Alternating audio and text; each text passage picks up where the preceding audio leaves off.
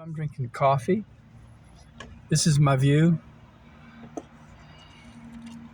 A defunct Burger King over there. And morning traffic.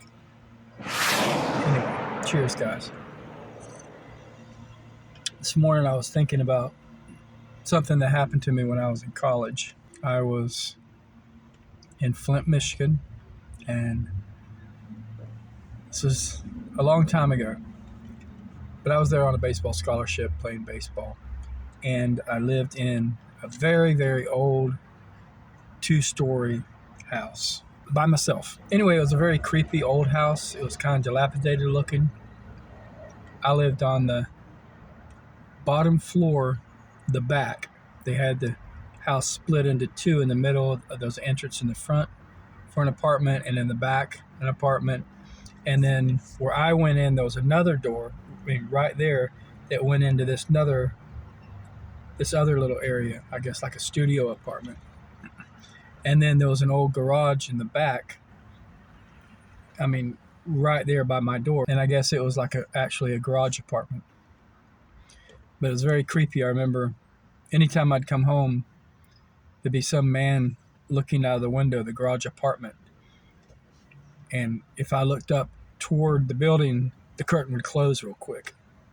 That's how it always was. I never saw these people. It was just this person in the window. I actually never saw these people or man. I don't know if it was people or just one man, but like I said, anytime I'd come up, he would close the curtain real quick. It was very creepy.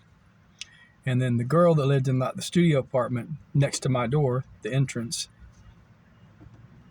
she was very attractive, an attractive woman. I was in my early 20s, so I always thought she might be 28 to 30, maybe, older than me. But she introduced herself, blah, blah, blah, and then she said she was a masseuse and she gives personal massages. And if I ever wanted one, just knock on her door.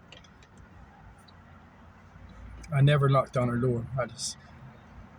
The whole place creeped me out. I don't know what it was. She was beautiful, really attractive woman, but there was just something about that whole area that creeped me out. It was in a bad part of town too. High crime. Flint, Michigan used to be, pretty dangerous in certain areas. I don't know how it is now, but it used to be. Anyway, my family came up to visit me from Florida. And that was my mom, dad, and brother, that part of my family. Older brother. So there was a door between my apartment and the next apartment, the front apartment. Just an old wooden door. And I remember one night, I was sleeping on the floor. I think my brother was sleeping on the floor 10, 15 feet away from me. And then my mom was on the couch, and my dad was, maybe he had the bed. I'm not sure. I don't remember. But what I do remember, it was in the middle of the night. And all of a sudden, from the other side, the apartment on the other side, the door starts shaking that leads into my apartment. It started shaking like someone was trying to get in. It was very frantic. And I remember my dad, he started screaming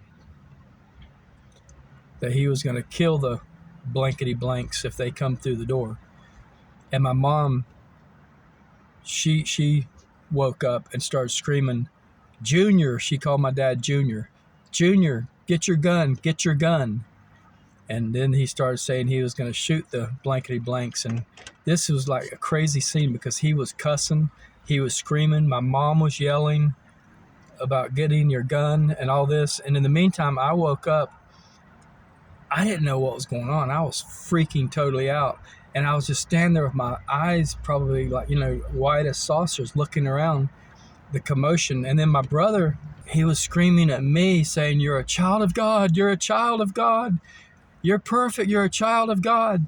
See, my family, my mom and my brother were Christian Scientists at the time. I grew up in that kind of a family. My mom was a practitioner. And, I'm a Christian. I accepted Christ several years ago. So I'm a Christian. I'm not a Christian Scientist, but at that time, my family was. So my brother was screaming these things. You know, you're a child of God. You're a child of God. You're perfect. You're blah, blah, blah. And everybody was just breaking loose. My dad was cussing, screaming. My mom was telling him to get his gun. My brother was like praying for me out loud. And I was just standing there looking dumbfounded. And the reason my brother was praying for me, because he said he woke up and saw me just standing with like my mouth open and my eyes real big, just like staring around. And later I told him, what did you expect for me to be doing? I mean, it was like a nut house all of a sudden. It was insane. So I was just standing there like, and he thought maybe I was having some kind of mental breakdown. So he just started screaming and praying for me really loud, whilst my dad was like cussing and screaming at the people on the other side that he was going to shoot their blankety blanks if they come through the blankety blank door. And my mom was just screaming, and she was praying and continually telling my dad, get your gun, get your gun. I guess he probably eventually did. But it was totally absurd. And in a couple of minutes, we heard the front door of the other apartment open and close, and people like scurrying away. And they got in their car, and it was like probably 2 or 3 in the morning. They got in their car and they peeled out. They took off. They were gone, man. They probably were like, what just happened? I just, had been drinking a little bit, and I tried to go to the bathroom, and I must have hit the wrong door, and these people in the next apartment went crazy. We laughed about it later because we started thinking of the possibilities, like maybe they had friends over and the friends just was trying to get into the door thinking it was the bathroom or something. But I mean, and it broke loose in that apartment, and they took off. I talked about that day for many, many years afterwards because it was so absurd. But anyway, that's how that happened. And it didn't help that the place was just creepy to start with. It was like this Amityville horror type of an old 2-story house with people living in all different parts of the house, split into apartments, and the creepy guy downstairs. And I've already told him about all this stuff that had happened to me. So it just kind of was fuel for that incident. So when somebody was trying to get into that one door, come into my apartment, and it broke loose. But it was just so crazy, the diversity of praying versus a lot of bad language that, I would no way repeat this language. My dad was an old sailor. He was U.S. Navy, and, they say, cuss like a sailor. I mean, there must be some truth in that, because my dad, he was very expressive and letting them know that they better not come through that door because he's going to shoot them. But anyway, that happened a long time ago. Flint, Michigan.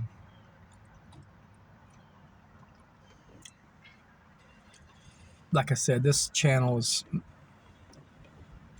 I've had 1 or 2 channels before, and I tried to do things just to get subscribers, like work on things or selling on eBay, that type of thing. I don't really care for it. I just didn't enjoy it. And I realized, yeah, you want to make money, you want to get subscribers, but deep down inside, it's not really about that for some people. Some people, like me, I've decided this late in my life, I'm older. I had kids at an older age, so they're still young, fairly young. And I'm just simply trying to record some of the things that happened to me in my past to let them know who I am, who I was. Because they're seeing this version of me. They never saw me play baseball. They never knew me in my younger days, the things that I was interested in. So this is kind of a way for me to reminisce, go back in time, and maybe provide some entertainment for them later on in life. But you can do the same. And I urge you to, if you're watching this and you don't have a YouTube channel that you're active on, just get active. Just get the phone out. I'm not doing anything elaborate. This is a phone, an Android. I'm just doing the videos on that. I'm not going to do a lot of editing. Usually when there's a cut, it's because I said something stupid, something boring, or I said, or too many times, and that's where you'll see the cuts. So, anyway. I love watching traffic and drinking coffee. But I'm going to go. I don't want this to be too long. That's just one of my stories, guys, from my past. Yeah. If only we had cell phones back then and we could hit record as easy as we do now. There'd be some good YouTube videos from the past. Okay. Take care, guys. See you soon. Thank you for watching.